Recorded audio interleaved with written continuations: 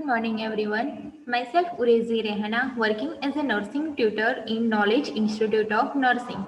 So today in obstructive defects, we will see next about pulmonary stenosis. So pulmonary stenosis, this condition is related to the pulmonary valve.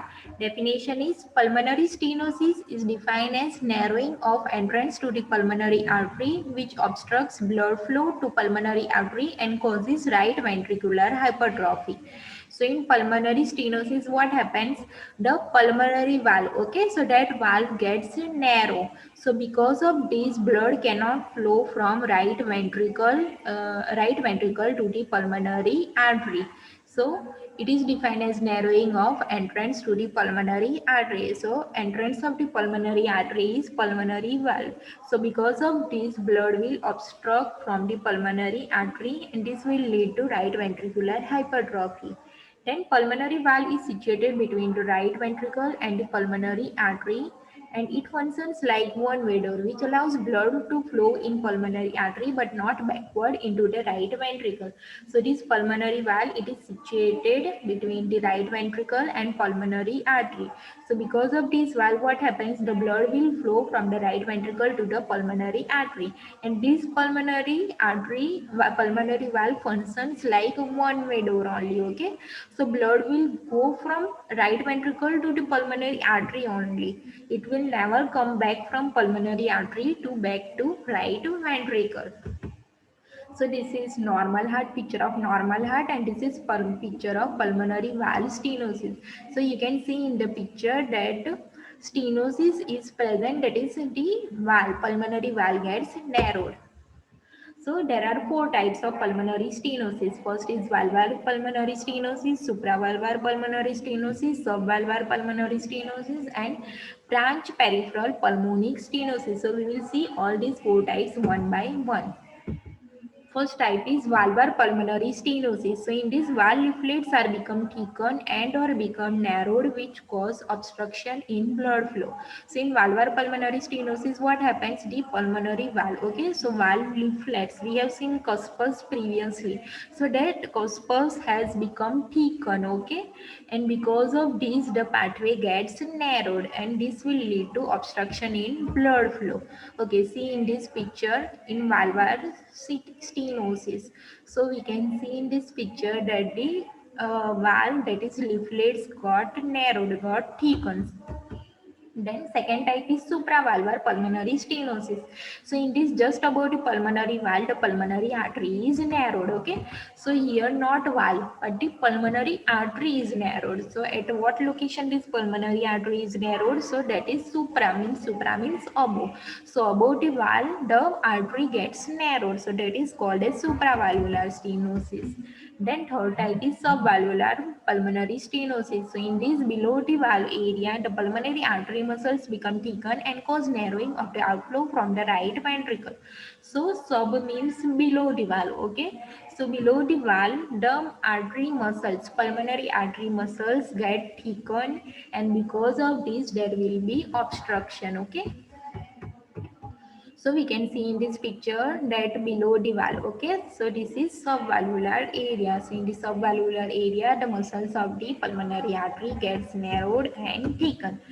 Then last type is branch peripheral pulmonic stenosis. So the right or left pulmonary artery is narrowed or both are narrowed. So in branch peripheral pulmonary stenosis, what happens? In pulmonary artery, we can see that there are two branches, okay.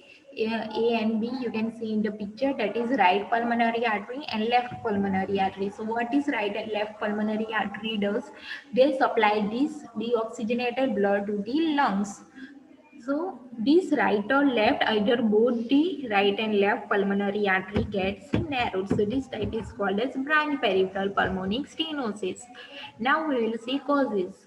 So causes of pulmonary stenosis are due to improper development of pulmonary valve during the first 8 weeks of fetal growth. Okay, so same as we have seen in all congenital heart defects. So during the first 8 weeks of fetal life, there is development of heart. So if there is no proper development, that is improper development is there, so this can lead to pulmonary valve stenosis. Then genetic defects. chromosomal abnormalities and environmental factors. Then if mother is having rubella infection at the time of pregnancy, if mother is consuming alcohol, if mother is taking teratogenic drugs, so this will all lead to pulmonic stenosis. Pathophysiology is pulmonary stenosis produces obstruction to blood flow causing right ventricular hypertrophy. So in pulmonary stenosis, what happens? The blood from right ventricle goes to the pulmonary artery, right? But we have seen that in pulmonic stenosis there is narrowing at the valve, so blood cannot flow from right ventricle to the pulmonary artery. So this will lead to right ventricular hypertrophy, means blood will collect in right ventricle only.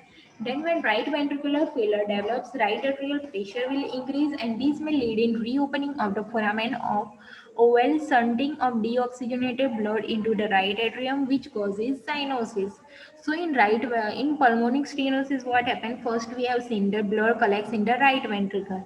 Now, at when all the pressure will increase, then this pressure will lead to the right ventricular failure, and also the blood will now start collecting in the right atrium. Okay, that is above the right ventricle, that is right atrium. So in the right atrium the blood will start collecting. Now at some point the pressure of right atrium will also increase. So because of this pressure there will be reopening of the foramen oval. Okay, so what is foramen oval?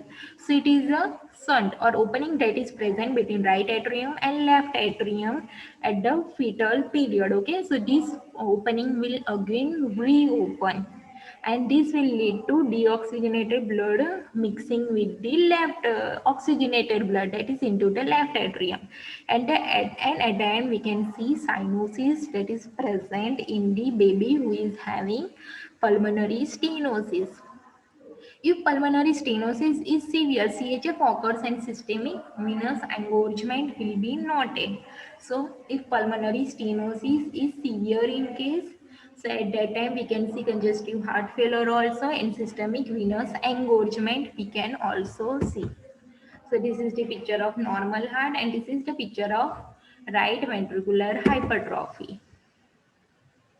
Okay, so on the right side, this picture is of systemic venous engorgement. Okay, so all the veins will get engorged. So this is the picture of that. Now, clinical manifestation, that is sign and symptom. So some children may be asymptomatic. There will be no any sign and symptoms will be seen. Then others will have short breathing, mild cyanosis, murmur, rapid heart rate, rapid breathing, fatigue, cardiomegaly on chest X-ray.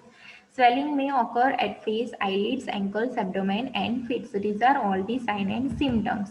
Diagnostic tests are seen: history taking, physical examination, echo, X-ray, and cardiac catheterization.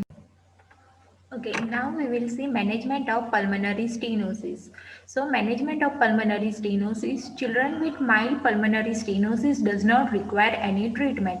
So first we have to see the severity of pulmonary stenosis. If it is mild, then children doesn't require any treatment.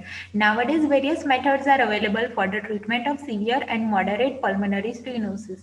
Now what I are telling that if the pulmonary stenosis is severe or moderate, so for that treatment is necessary and various methods are available. So that methods we will see one by one. So first method is surgical management, that is valvectomy with or without transannular patch. So in valvectomy, it is the surgical removal of the valve and use the transannular patch to improve the blood flow from the right ventricle into the pulmonary artery.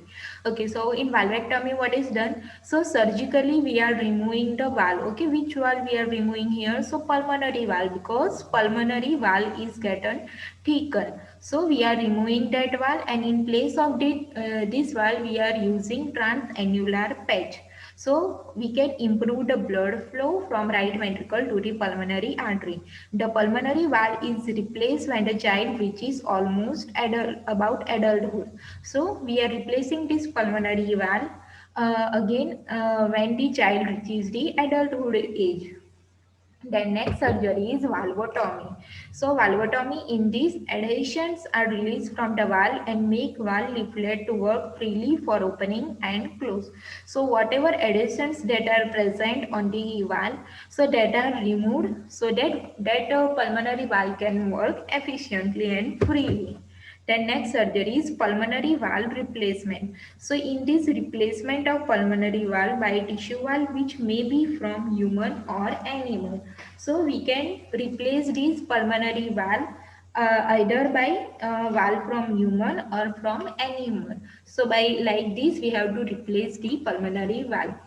This procedure is recommended mostly in the adulthood age. Okay, so this surgery is done when the child reaches the adult age.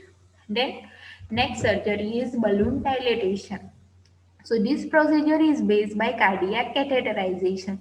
So in diagnostic tests we have seen cardiac catheterization, right? So by with the help of cardiac catheterization we are doing this procedure, that is balloon dilatation.